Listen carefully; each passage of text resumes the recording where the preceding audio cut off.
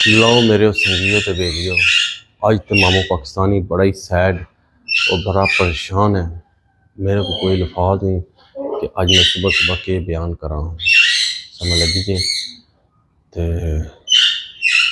बाकी जो रब सोने की मर्जी है ना उहदे हुक्म अगे उहदे कानून अगे किसी का जोर नहीं चल सकता संगियो।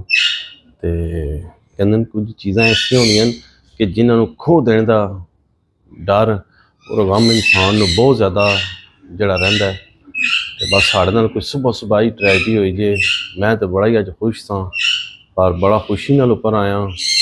ते जे तुसीं देखना चाहते हो यूट्यूब पर तुसीं मेरा पूरा व्लॉग देख सकते हो, तुहानूं पता लग जाएगा कि मेरे नाल अज के मैं तो कितना हैप्पी सा उतना ही सैड हो गया। तुसीं आखदे हो कि बार बार सैड सैड सैड के लाइस किहो जिहियां गल्लां शेर शेर कर रहा बोंगियां मार रहा। तुहानूं मैं दसना मेरी किहड़ी चीज़ मेरे तो जुदा हो गई है।